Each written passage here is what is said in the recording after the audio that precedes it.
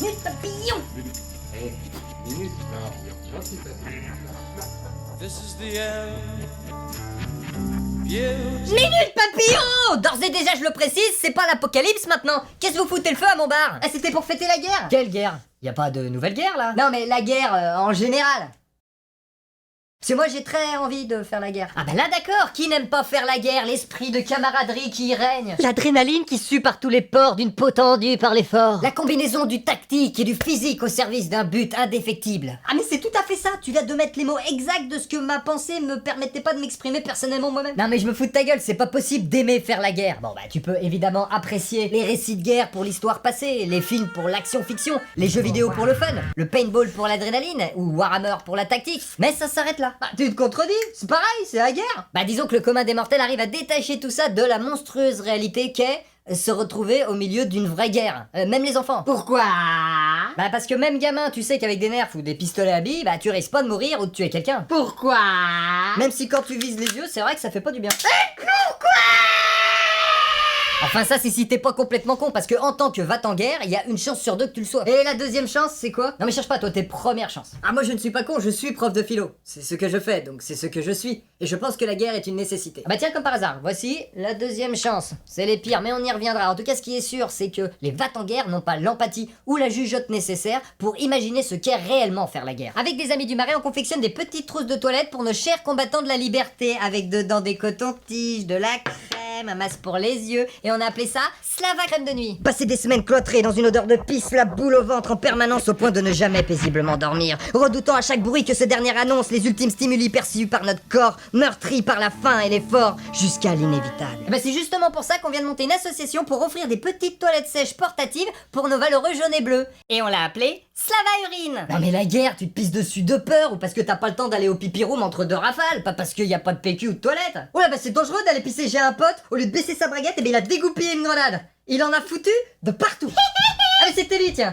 Et quand t'es encore vivant? Bref, de toute façon, même le plus gratiné des cons va se rendre compte au bout de quelques mois qu'il aime pas vraiment ça faire la guerre, contrairement à notre deuxième groupe de va-t-en-guerre. Ah, je crois que c'est à nous. Hâte de savoir ce qu'il va dire. Sûrement que du bien. Ceux qui savent pertinemment que quoi qu'il arrive, eh ben ils la feront pas la guerre. Non, je suis un bien piètre tireur, je suis meilleur avec ma plume. Dans le cul. Bah faut du monde aussi derrière pour assurer niveau logistique, hein, surtout pour leur envoyer nos tout derniers colis anti-burnout. Cela va aller. Et pour continuer à faire fonctionner ce pays. Réponse officielle, officieusement ça donnerait plutôt. Bah je suis trop intelligent pour y aller.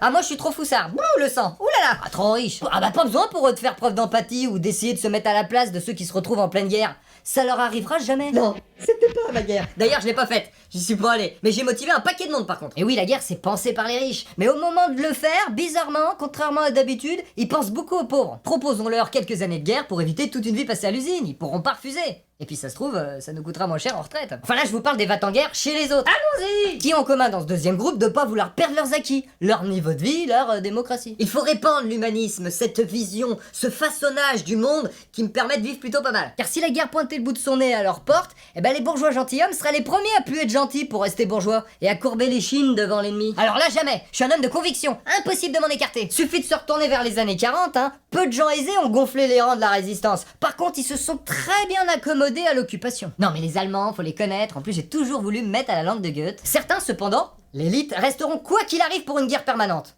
Tant que celle-ci leur rapporte. Parier sur la guerre, c'est comme pour le sport épique. Il y a des valeurs sûres, mais rien ne nous oblige à toujours parier sur le même cheval. À nous donc de faire en sorte qu'il y ait toujours des courses et que vous puissiez toujours miser. Vu qu'on y gagne aussi. Par contre, les chevaux qui se blessent ou qui meurent, c'est ma hantise. Hein. Heureusement, ils sont vite remplacés. Oh, le cheval est une denrée quasiment impérissable, même si c'est un dur labeur que de le faire aller toujours tout droit sans poser de questions. Je vois pas sur les côtés, je vais tout droit. Je vois pas sur les côtés, je vais tout droit. Je vois pas sur les côtés, je vais tout droit. Oui, parce que globalement, les cons, ils sont minoritaires. Eh bah ouais, personne pratiquement veut faire la guerre. Oui, mais ça, c'est sans compter sur une propagande savamment orchestrée par les va-t-en-guerre. Argent, médias, télé, temps de cerveau disponible, personnalité, rabâchage, pathos, lobotomie. Et pour nous, profit. On pourrait peut-être arriver à un stade de l'évolution de l'humanité où, bah, la guerre, on arrête. Ah ouais, on n'est plus assez cons. Ou on en est encore là. J'aime pas les gondins, j'aime pas les gondins, j'aime pas les gondins. J'aime pas les haches, j'aime pas les haches, j'aime pas les haches. J'aime pas les épées, j'aime pas les épées, j'aime pas les épées. Ah, il y avait encore un petit peu de classe et d'honneur à l'époque où le chef de guerre avançait fièrement devant ses troupes, prêt à mourir en premier. Chargez! Puis au bout d'un moment, il a commencé à se tenir un petit peu en retrait. Chargez! Je vous rejoins. Et puis la suite, on la connaît. Mais je suis en train de manger là, 2 minutes. Hein? De quoi? Ouais, comment ça s'est passé? Quoi? On est encore en train de perdre? Ils sont tous morts? Ah, c'est pas possible. Allez, vas-y, remplace-moi tout ça là. Comme c'est de plus en plus dans l'air du temps de se faire dicter notre conduite par des gens qui respectent même pas un dixième de ce qu'ils disent. Faites bouillir moins longtemps l'eau des pâtes. c'est pour la planète. Moi, je vais prendre du homard. J'ai eu une idée comme ça, pour chaque guerre loin de chez nous, et ben on envoie en priorité et en première ligne les va-t-en-guerre. Pour répandre la paix, il faut envoyer des armes, de l'argent. Tiens, hein? Quoi? Le chargeur, tu l'auras quand tu seras là-bas. Non mais Chantal, ce sont des barbares, il faut les éduquer avec ce qu'ils comprennent. Réflexe, tiens. Non, voilà, je me suis fait pipi dessus. Monsieur, merci. 1, 2, cadeau. Oh là, je peux pas payer quelqu'un d'autre pour y aller à ma place? On les envoie tous faire la guerre, allez hop, jusqu'au bout. Et puis pour les quelques-uns d'entre eux qui reviennent, on n'hésite pas à leur demander leur avis pour la prochaine. À savoir s'ils veulent en être. Peut-être que s'ils mettaient autant d'énergie à promouvoir la paix et d'argent à rendre le monde meilleur qu'ils en mettent aujourd'hui à le foutre à feu et à sang, ça commencera à avancer dans le bon sens.